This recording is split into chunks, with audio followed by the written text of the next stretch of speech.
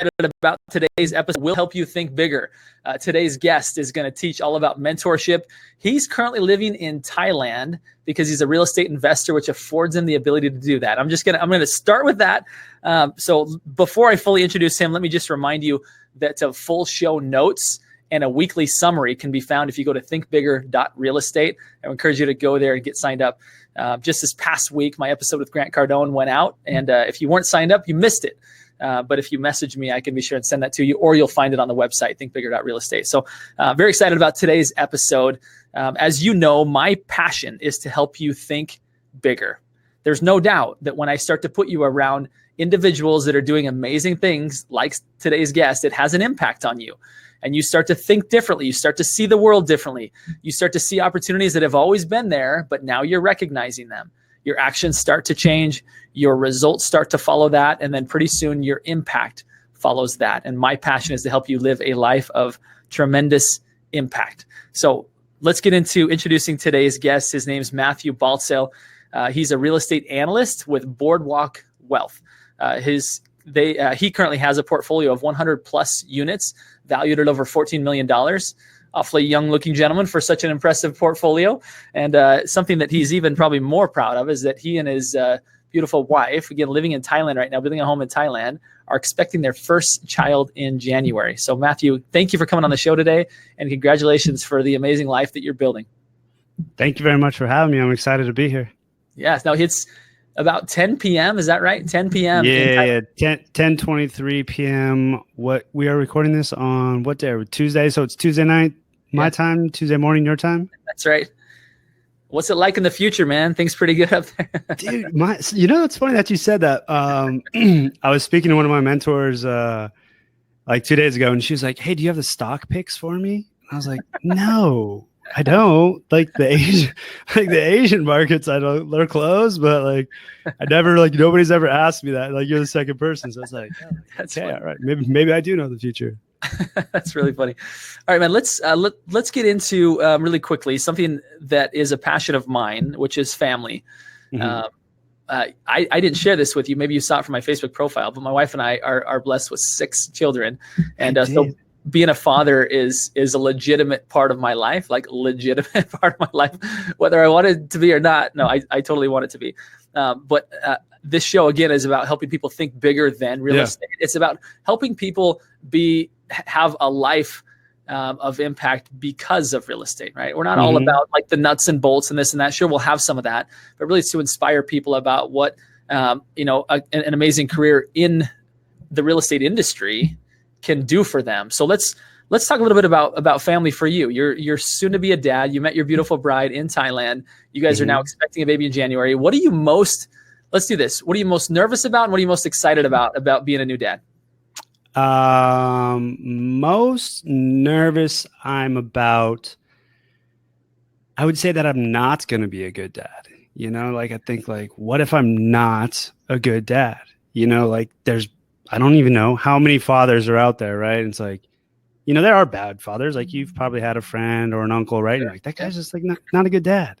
And I don't think people plan on being not a good dad, which I don't think I will be, but I'm like, what if I'm not? What if one of these things happen? That's one of my fears, right? So yeah, that's what I'm afraid of. And what was the other part? What am I most excited about? That's right. What are you most excited about being a dad? I'm excited to see what my kid looks like. So my wife is Thai. And so they call Westerners like white people, right? They call them Falang. So I'm a Falang. And in Asia, if you're a half mixed baby, right? If you're half Thai and you're half Falang, you are they're like, oh, you're going to have such great skin. All the celebrities, they're half English, half Thai. And so my wife has concocted our child as a robot. I want him to have your eyes, blue eyes. I want him to have my hair, but I want him to have my cheeks. And I want him to have your long legs. And I'm like, I have no clue. Because every single time I see kids, right, they're like little monsters. I was born with black hair. Now I have sandy blonde hair, right? And it's you're a fat marshmallow. And then you're a cute kid. And then you're teenager, you're like a reptar. So I have no clue. So I'm really excited to see what my kid's going to look like. I'm sure he's going to be, is it he or she? Do you know yet? It's a he. His name's going to be Maximus Baltzell, Maximus the Great. That is a solid name, my friend, a solid name. And I'm sure he's going to be a handsome little guy. Yeah, hopefully. So here's a little bit of word of wisdom of what I've learned about being a dad is that love is spelled T-I-M-E. So just given time, the fact that you're concerned about not being a good dad tells me that you're going to be a good dad, right? And just time and attention, right? Sometimes we can be giving them time, but we're looking at our phone or whatever. Just giving them attention not only makes you a great dad, but it makes you enjoy fatherhood. Like when you get down and play with them, when you get down and like really like look at life through their eyes, there's nothing better. You're gonna love it, and I can't wait to keep in touch and hear about the journey for you. So, dude, I love that. I love that advice. Let's get into this concept of mentorship, right? Kind of ties into fatherhood as well. But obviously, my passion again is helping real estate agents. Number one, recognize that the world is changing very quickly. People didn't used to have an option when it came to real estate agents. Like you just chose an agent. Now they have different options. They have different tech options. They have different low discounted options, more than they've ever had before. And people, I think, are realizing that they don't necessarily have to use a real estate agent. Now, in my opinion, to get the best result, you have to. But you have to prove that. Each and every real estate agent has to prove that to their clients that it's not enough just to market and sell a home, but you actually have to be connecting those clients to a better life, connecting them to power. And I think this concept of mentorship plays in very well, excuse me, when it comes to you being a mentor to your clients, which means you probably need to be mentored. So you've got data and value to be able to extend to them. Talk to us about like, what are your thoughts on mentoring people on this topic that you've become expert at, which is real estate investing? Yeah. So, I would say, to give you a little bit of background, so about me. So when I was living over in Thailand, right, I wanted to get involved. My prior experience, I had been involved with single family homes back in 2008. And my family, we had to basically liquidate our properties because we were over leveraged. So when I left the United States and I was living abroad and I was thinking about coming back to the United States, and I was thinking, okay, like, what do I want to get involved with, right? And I wanted to get involved with commercial real estate, multifamily. And I basically, had to quote unquote think bigger, right? And so I'm living halfway around the world. I joined Bigger Pockets, which a lot of people are familiar with, probably on your show. And I basically created a digital meetup, and that was like my think big strategy at the time, right? And so I did that, and I had about 6 or 8 people throughout the United States, and we went back and forth, and we talked about just real estate goals, kind of stuff like that. And one thing led to another, and it connected me to where I'm currently at right now, working at Boardwalk Wealth, and we specialize in taking down larger multifamily unit properties. But the thing is, if I wasn't thinking big, right, I would have never got my foot in the door. And one of the ladies that reached out to me saw what I was doing and said, hey, like, let me know, update me on your progress, right? Update me on your progress. Let me know what you're doing. So after I've had this meetup going for about 3 to 4 months, she put me in contact with Omar, which is the CEO. And one thing has led to another. And if I wasn't thinking big, right, I never would have attracted my first real estate mentor. So I think it's ironic, right, that I'm on your show talking about thinking big and like the concept of like what I was trying to do at the time. So I think, when you're thinking big, you're wanting to be an agent, and you're wanting to, go to the next level, and you're wanting to seek mentorship, or, you got to really think about these things as far as like adding value, right? Like I was like, I want to add value or create a thought leadership platform. Like everybody has value. So if you're a real estate agent and you're listening to this, like you definitely have some value. Maybe your local market better than somebody else, or maybe you have more connections, or maybe you have access to more capital.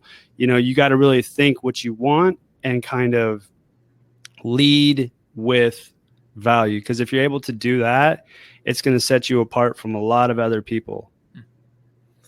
That's awesome stuff, man. I want to unpack a couple of things of what you said there. Is that before the mentor shows up, you have to start thinking bigger. Like there's probably mentors all around us that could lead us to a better business, a better life. Yeah. But like until we start thinking bigger, it's almost as if they're not there, right? Yeah. And go I don't ahead. want to cut you off, but like, so people want to be around people that think big, right? And if you're trying to get a mentor, they're probably a person, we'll say, that's elevated above you in some part of your profession or whatever you're trying to seek that mentor for, right? Mhm. So in order to have access to them, you're going to probably have to add value to get initially seen by them. Because if you say, hey, I want to buy you a cup of coffee, let me borrow your time. If you're the mentor, you're going to be like, listen, like, I'm really busy. But if you can add value initially, right, you're going to open that up. So thinking big of like, hey, how can I add value to this person, right? To this mentor, like, how can I do this? And really, opening up your mind and thinking big. And when you present your offer, whether that's, hunting for deals or connecting people, right? Mm-hmm. Like that guy automatic, or that female, whatever, right? They're going to basically see like, okay, this guy's a big thinker. This is someone I could possibly work with. And you're more likely susceptible to start a working relationship with that person and have them be a mentor for you. Yeah. I think that's a really great point, is that oftentimes people will reach out, and I'm sure they've done it with you. I know they do it with me, which is, hey, can I spend some time with you? Which I'm always willing to do. Like, there's nothing more fun than being a little bit down the journey and somebody saying, hey, will you teach me how you got to that point?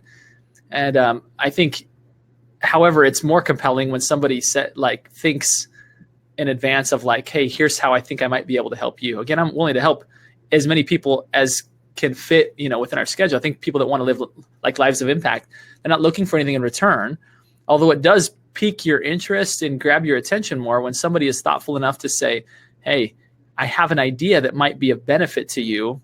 It just causes you to look at them differently, that this isn't just a taker. This is also a giver, Yeah. And I think as we think about how we would want to be approached and how we would want our time respected, it gets easier to approach mentors, right? Is what I hear. Yeah, for sure. Yeah. And, you're going to want to, like if you think about it, like if you're doing like reverse engineering, right? Like, let's say you are the one looking for a mentor, right? Mm-hmm. And, your clients are looking to you, like you're going to want to present yourself in the most professional manner to a mentor, because if you're not, you're, in the real estate industry, like your reputation is everything. So if you don't have a good website, if you don't have a good business card, or if you don't have, all the other things, if your Instagram's like looking like mom and pop and things are not looking good, right? When you present yourself, you want to have all your ducks aligned in a row. So if you have a good website, if you have a good presentation, what you're pitching the guy, or what you're pitching the person on, as far as, hey, maybe I can source deals for you, or maybe I can link you up with my friend who's looking in this market, or you want to be in contact with another broker who knows more about this market. And then once you kind of do that, then you're even taken more seriously, and that elevates you astronomical amounts above a person who's saying, hey, I want to borrow a cup of your time. Like, I can buy my own coffee. I mean, I would love to hang out with you. But if 10 people are asking me for 30 minutes of my time, I got to drive 20 minutes. We meet. Okay, we have a 30-minute coffee. Okay, so add that up out of the week. I mean, that's 5-7 hours, and like time is money, right? So you got to kind of like place value and always add value to people that you are trying to get into their circle and have them mentor you. Mm-hmm. Yeah, for sure. It really becomes apparent when you put it in those terms how we should be approaching mentors. I mean, it gets really clear when you start to realize that, 30 minutes I'm asking of someone else's time, but you realize if there's a mentor in demand, that a lot of people are going to be asking that, and the cumulative effect of that is they just can't say yes to everybody. They can't give that attention to everybody without sacrificing something that already, like, their schedule's already full, right? Yeah. Like for you, I think, you are already in a really enviable spot. You've leveraged the power of real estate investing to live in Thailand, mm-hmm. and really can live anywhere in the world. And there are many people that would want to learn that from you. And probably there's going to be some people from this show saying, I'd like to connect with you, Matthew. And, I would encourage all of us that as we seek mentors to think really clearly about what value can I give, right? How can I possibly give people value in exchange. I mean, part of the reason why this show was created is because I wanted to be in contact with the biggest thinkers in the world. And I realized that me just sitting with them for 30 minutes or 15 minutes or whatever is a little bit selfish. But if I could build a platform and have this be value to them in the sense that I'm giving them exposure, and at the same time it's satisfying, what I'm hoping to do, which is pay it forward to those that are listening as well as grow myself, then that's one value exchange. And I think, I'm not saying everybody should start their own show or start their own podcast. It's more work than you think. But I do think that if you think intentionally about how can I give something here, again, mentors tend to show up even quicker or stay around longer maybe. Yeah. And I mean, let's take it back. So let's say you're not going to have a podcast, right? I mean, there's plenty of other platforms. You can write blogs on your website. I mean, you could put out let's say you put out one blog every 2 weeks, right? At the end of the year, you're going to have 24 blogs. And how we're saying, think big, right? Things are moving away from, like you're saying, the old school, like now it's algorithms and outsourcing and all this crazy stuff. You cannot fake your digital footprint. And what I mean by that is let's say you've done the 24 blog posts, or you've had a podcast that has been going for 24 months, right? And you approach somebody, it's so easy to say to them, hey, go online. Like, I have 200 episodes talking about, realtors. Like that cannot be made up over a day. 24 blog posts dated back on your website for 1 year cannot be made up in one day. So when you're presenting yourself, that's your new resume, your podcast, you're leveraging it. And that's what real estate is it's leverage. So if you're sitting there thinking that you don't have anything to offer, put something down on paper, grab your phone, record yourself, and be like, listen, this is day one. I have nothing to offer, but and then you know what people are going to say? They're going to resonate with your story, and they're going to say, I thought I had nothing to offer. I connect with this guy. Okay, now you have something to offer because now you have like-minded stories, and then you can build on that. Or like me and you, we're linking up because we have podcasts, right? Like, it's leverage, and that's what it is. And when you learn and you get Grant Cardone on your show, kudos, by the way, good job. So, like it's leverage. Like, that's what it is. And when you learn leverage, it becomes that much easier. And your job, finding mentorship and finding mentorees becomes that much easier. It's just a matter of getting in the game and realizing how it works. You really bring up an interesting point. When you think about real estate, right now, there's a battle that few people know about, which is the real estate space on the internet, right? That like you said, having content that is evergreen, right? That people can go back and look to over and over again. You can't fake that, right? You can't, when it's your personal journey, your experience in your area that's very specific to the needs and wants of your customers. And you can begin to catalog that and have that available for people. That really is an enviable piece of real estate on the web to own. And there's all kinds of services and companies out there that will like a do it for you, done for you. But if it's not in your voice, why wouldn't they just Google it? But if it's your voice, then you get credit for that. And you become the person behind it. You become the brand behind it. You become the expert that people want to work with. Because number one, you can go and point people to that. But number two, you've become something in that process. I think about, since I really dug in January 2nd of this year and turned this into a daily show, it's amazing how much I've grown. Speaking about the episode with Grant, people are like, were you nervous? And I was like, yeah, I absolutely won't say that I wasn't nervous, but I would have been way more nervous had I done a show a month. The fact that I've been doing them with great consistency gave me the ability to feel actually pretty comfortable with Grant, and so I think that there's a lesson for me and for all of us that you've got to dig your well before you're thirsty, that you've got to put in pay the price of practice and boot camps or whatever you want to call it long before game time. Because once game time comes and people want to see if you're either somebody that can mentor them or if you're mentorable, right? Meaning people can, you're worth pouring into. If you're just starting your journey, then you're at a great disadvantage over somebody who started a year ago with no plan in sight to actually do anything with that. It's just I'm committed to be mentored. I'm committed to mentor. Therefore, I'm going to start documenting my journey and what I'm learning and sharing with other people. And at some point, that's going to become way more valuable than you think when you start it, And I think a lot of, like what you're saying, piggyback off that, a lot of people are afraid to get started. Yeah. They don't want to look stupid, right? I mean, go listen to my earlier podcast episodes. Go listen to like 3 weeks ago. I mean, I still say, ahs, make mistakes, right? I mean, like, I can't even tell you. But the thing is, your victories outweigh your mistakes, right? And little battles win the war, and you're not going to win every battle. So you got to just keep fighting. And then next thing you know, how long has your show been running, by the way? So I started the podcast about 3 years ago. Okay. And then this year I pivoted to really hone in on it went from being called the Think Bigger Mastermind to being the Think Bigger Real Estate Show. So really January 2nd of this year is when kind of chapter 2, right, or season 2 started with a very specific focus in mind.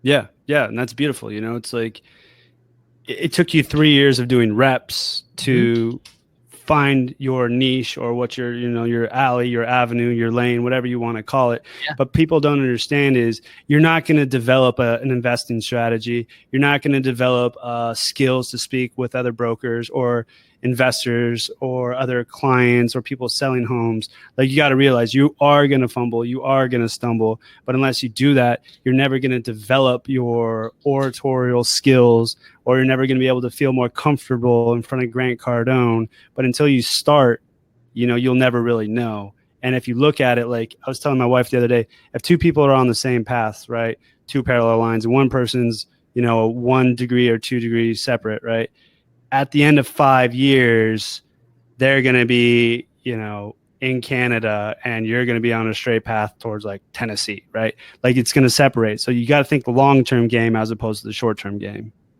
Yeah. And I think there's one thing that we've discussed. I guess we've hit both these, but just to reiterate, there's what you're creating when it comes to whether it be blog, whether it be podcasts, whether it be your news, like whatever that looks like, put it someplace where you own it, right? Put it on your own website where you can catalog it and share it with other people later. But I think that's only half of it. I think the future belongs to leaders, people that can lead. I think the future of sales is leadership. And I think just by you going through that process of doing that, you're going to become a leader, right? You're speaking out, you're having a voice, you're sharing that voice with other people. I think that's where the people that are unafraid to do that, even when they suck at it, right? I listen back to some of my initial videos, even listen to some of my frequent ones, and I'm like, where was I going with that? And that's okay. The reality is we're on a journey to get better. Yeah. And until we stick our neck out there, then we're not going to get better, right? If we're always comfortable, we're not going to get any better. Yeah. I mean, the old saying, like, calm seas never made for a good sailor.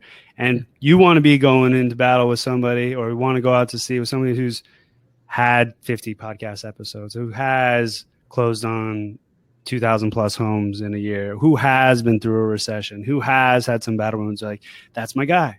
That's my guy. That's my podcaster. That's Justin. That's my real estate agent. Like, I trust this guy. And that's how you become, quote unquote, a thought leader, or how you can leverage yourself to basically have access to greater mentors, realtors, investors, team members, family members. It's all about leverage and basically elevating yourself and holding yourself accountable, and goals and everything. I'm just going off on a tangent right now. I love your tangents. They're great. Let's kind of pivot a little bit now towards becoming a real estate investor. Obviously, you are mentor worthy, meaning you've paid the price to build an incredible portfolio that's freed you up to live where you want to live, work when you want to work. What advice would you give to a residential real estate agent who either wants to do that or either wants to help their clients do that? How would one get started? Like, what's a kind of a foundation that they need to build in order to kind of go down that path, to have that kind of freedom? I would say be clear on what you want, because if you're not clear on what you want, it's going to muddle the waters with everything else. So example being, let's say you want to have more freedom, right? But if you're trying to tie yourself down to bigger deals or jobs and bigger projects, right? You're probably not going to have more freedom. So when you are clear on what you want as far as with your career path and your own personal lifestyle, that basically allows clarity for your goals, which should be in alignment with your lifestyle. And then when you approach a person, they can basically say like, okay, I'm just making this up, but this guy's about freedom. I'm about nose to the grind, 70 hours a week. Like, we don't really match up. Yeah. So when and you're clear about what you want as far as goals, clarity, lifestyle, that will basically be your North Star. And people will align with that, and that should attract the right people, or people will veer away from that. But at least you know who you are and what you're about and what you represent. And you can't change people. So that's what I would kind of recommend, is having clarity, have a vision, know what you're about, and go from there. I love it. So once you've got clarity, I would say probably not everybody, like for me living in Thailand, although I did live in Brazil for 2 years, but not with 6 kids. like I love life in the US. I'd love to travel to Thailand. My wife keeps nudging me saying we need to go to Bora Bora. That's going to be a little ways up. But I think not everybody wants to live in Thailand. I think some on the show are like, I would live in Thailand, right? Once you've got clarity, then what's the next step? So I would say once you have clarity, so if you're asking as far as having clarity, as far as like a broker wanting to help investors? Yeah. Either help investors or become an investor. Mm-hmm. So I think we've maybe touched on this a little bit, but there's millions of ways to work out, right? So there's millions of ways. You can do P90X, you can run marathons, you can run on the treadmill, you can run outside. I don't know. There's millions of different ways to work out. Yeah. But you're not going to develop your own strategy until you get in the game. Mm-hmm. And you, Justin, could be like, I love fixing and flipping homes. And, like, I see it. Oh, it's great. It's on YouTube. Like, that's for me. I know it is. But until you actually fix and flip your first home, you might be like, I actually don't really like that. Okay, check. Now you're moving on.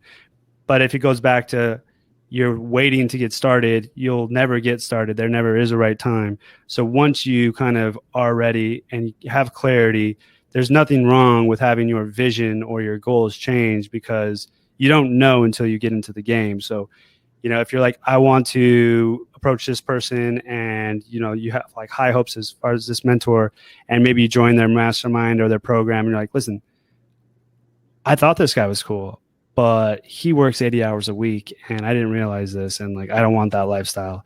Okay. Like, I don't want to be the number one broker at the Southeastern branch of Remax or whatever. Right. So once you have clarity, basically being able to pivot and change your goals is not a bad thing. And so what I hear you saying is, number one, get clarity. Yep. Number two, look for a mentor, kind of back to our original topic, of somebody who has what you want. And it's okay if in the process you realize, like, this actually isn't what I want. I didn't realize that to get what he had, I had to sacrifice my family, and I'm not willing to do that. So let me pick a different mentor, or even slightly adjust my end goal. And then find the mentor, right? Yep. And then at that point, like, is it just dig in and do whatever they tell you to do? No, I would say that you have to basically take what they're saying, and does it align with what you're basically about, right? And you will formulate your own strategy. So I could say to you, Justin, you should record every other day, and you're going to knock it out of the park, and blah, blah, blah, blah. And you're like, I appreciate the advice, but I'm going to try every day. And then that works for you, right? So somebody could say like, hey, you should really, like, for an example, people say that you should start with single family homes, right? And maybe work from 1 unit to 2 units to triplex to duplex, then go to 10 units, 20 units. But like, there's not really any rules. It's think big, right? So if you want to think as big as possible, and your mentor or somebody else in your family is saying like, you should do this path, like, they're basically just putting their ideals and their views onto you. That doesn't mean it's necessarily possible. So even though, your mother might have your best interest, doesn't mean she's right. And if you want to listen to your mentor, you could take 90% of what they say and you could apply that to maybe a different market that they aren't familiar with, or you could basically go a different avenue. So I would say yes, dig in, but at the same time, I would also recommend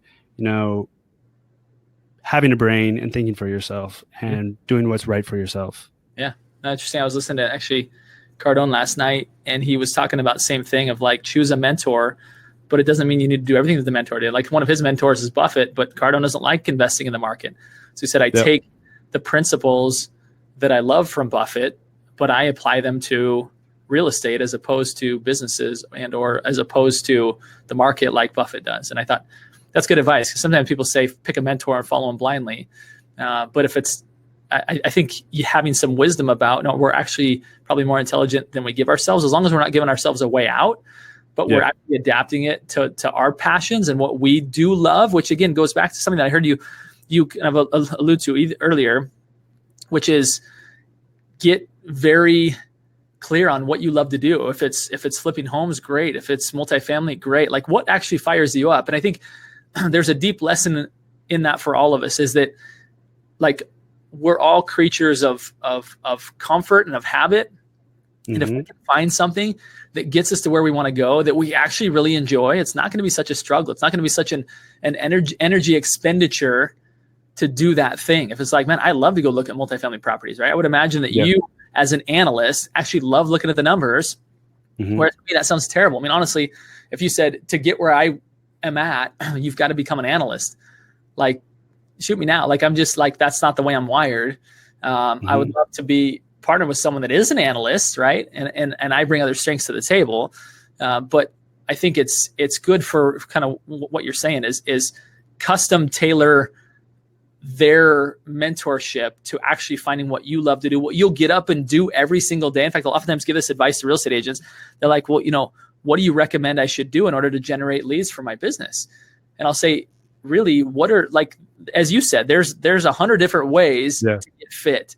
It's what will you actually get up and do every day of the week, because they'll all work as long as you work, right? As long as you are consistent enough to put them to work and do the work, they will work. And so I think part of being a good mentee, as well as good at mentoring others, has a lot to do with finding something that you'll actually get up and do every day and not complain about it and be excited about it. For sure. Yeah. I mean, there's a million different ways to do everything, right? Like, you can have a baseball coach tell you this is how you throw a fastball, right? But at the end of the day, like, everybody's fibers are different in their arms. Everybody throws it you might throw 98, I might throw 75. Like, this is how you throw a football. Like, okay, like, I'm 3/4, you're over the top, I'm throw more sidearm. Like, you're lefty, I'm righty. There's and I guess that's where the beauty in it lies, right? Like, there's not, like, I can never duplicate your podcast. I can never duplicate your investment strategy. I can never duplicate your kids. I can never duplicate you and you as an individual. That's what makes you beautiful. And that's what makes you as an investor. And I think a lot of people are afraid to stand out from the pack, because when you stand apart from the pack, right, there's too many Indians, not enough chiefs. And when you become a chief, then you become a thought leader. And then when you become a thought leader, you become a person of action. And all of a sudden people are like, how did you do that? It's like, I elected myself. And it's like, really? Oh, wow. Awesome. Great. We'll follow you. Right? Back to leadership, right? I mean, that it really takes someone having the courage to go pursue it and stand up and take good advice from good mentors. But go out and make it your own. And I think, one of my quests in life is this pursuit of human potential. I think all of us have more potential than we can even fathom. And I think all people do. There's so much untapped potential there, that when we start to actually have confidence in ourselves to do things and to seek out mentors, we realize how powerful we really are and how much good we can actually do. And I think everybody can be a leader. You don't have to have, like, you can, like, I work for a large company right now, and I'm, in the title and escrow industry, and people say, like, well, what's your plan? Are you like, do you want to be sales manager? Do you want to be regional? And I'm like, no, I actually love where I'm at. Right. And I've got the freedom to lead where I'm at. I don't need a title. Like, I'm super comfortable. When I say comfortable, like, super happy building big impact and audience and reach and impact from where I sit. And I think it's healthy for all of us to realize we don't We don't have to pursue the path that other people pursue. It can be our own, although we ought to, again, have great mentors guiding us along the way. For sure. Couldn't agree 100%. Hey man, I'm super grateful for you pouring into us, teaching us about mentorship. Again, you're in a really enviable spot in the sense that you've created a great portfolio that gives you a lot of freedom. I want to put up here on the screen how people can follow you and track you. Yep. MatthewBaltzell.com. That's where you're putting your journey, right? Yep. Your lessons, the things that you're learning. Again, all as a part of Boardwalk Wealth. Is that did I say that? Yeah, Boardwalk Wealth, correct. Boardwalkwealth.com is the website. I would encourage people to go look and see what this amazing team of investors are doing. And I also got to give a shout out to our friend DeRay, who I'm a huge fan of this guy. He's giving you a shout out. DeRay is the man. Anyway, we're both big fans of you now, apparently. So I want to ask this, which is the signature question of the show, Matthew. You're a big thinker, right? That's why you've been invited to come on. You're doing some great things. What is a guy like you who is a big thinker? What do you do to continue to be a big thinker, to continue to expand your own possibilities? Oh, man. I'm really excited about the future. I mean, as far as like on a business world economic kind of front. And I think I think maybe for myself, since I have traveled a lot and I've lived abroad, I think that like it's allowed me to like think more broad and more open. And I think that, as far as like the business aspect is concerned, like blockchain is really exciting, and the economics, the world economics, and learning about geopolitics, that stuff's really exciting me right now. Very cool. So you expand your thinking. One, you have a general optimism about the future, and you're learning things that aren't necessarily just real estate specific, it sounds like. Yeah. And I think when you think like bigger picture, right? Like bigger picture, like if you're like, okay, not just like my market or the US, or what does the US tie into the global economy? Okay, well, what's up with GDP here? What's up with this? Like, how do the yields work? Okay, well, you realize like the world is more of a connected place, and once you kind of start learning about investments and world politics, I don't know. For me, it's very fascinating, and I'm really just enjoying diving in and just learning as much as possible right now. That's cool, man. I love it. Always educating, always being curious. That's the sign of a true big thinker. So I want to thank you for your time and what you've poured into me and the Think Bigger Real Estate audience. Again, I want to encourage everybody to become a mentor. That's what your clients need. That's what they're going to expect if they're going to choose you. And the best way to become a mentor is to become a great mentee. Is to seek out great people, lead with value. And hopefully that's some of the takeaways from today's episode. I know they are for me. And my final request of everybody listening today are 3 simple words that have deep, deep meaning for me, and hopefully they do for you as well, which are go, think bigger. Thank you so much again, Matthew. It's been a total pleasure having you on the show, and I look forward to staying in touch. Thank you very much.